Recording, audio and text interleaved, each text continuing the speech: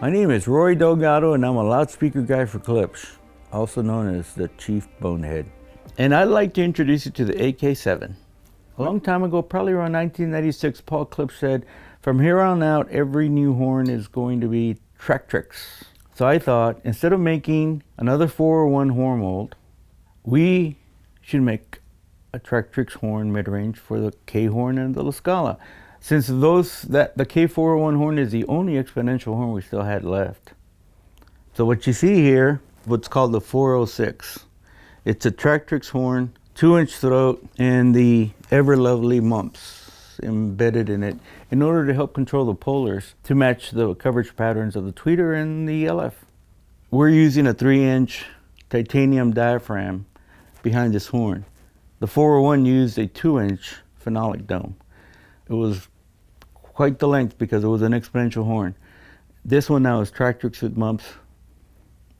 Because the diaphragm is so large and we're using it basically from 400 to 4K, it covers a lot of the critical mid-range frequencies, a lot of the nuances. The diaphragm is going to be hardly moving. Because we did that, then I thought, what if we use the tech that we're using with the Jubilee, the DSP in particular. In the Jubilee, we're able to not only time align, but also phase align at the crossover frequency to get our 6 dB addition back.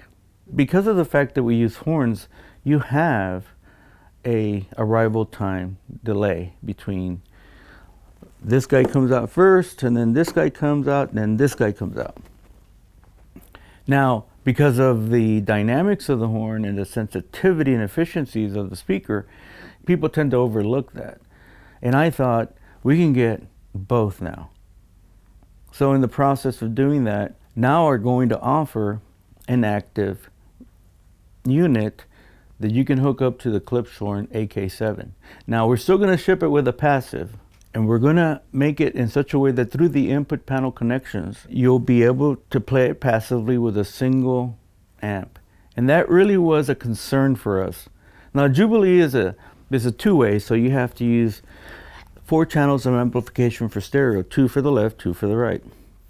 In a Klipschorn, now you're going from 1 channel amplification, 1 for the left, 1 for the right. Now you're going to 3 for the left, 3 for the right. Basically needing 6 channels of amplification.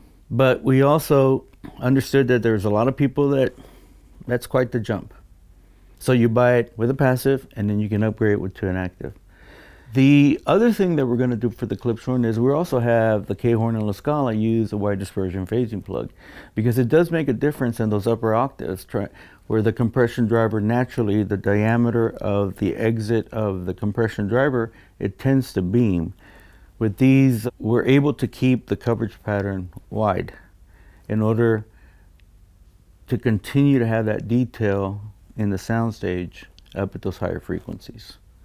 So with all that in mind, the AK7 was born.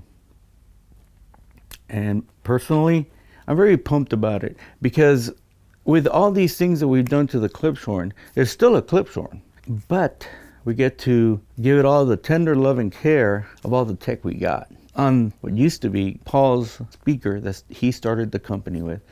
And that has a special place in my heart. We're still pouring tech into it.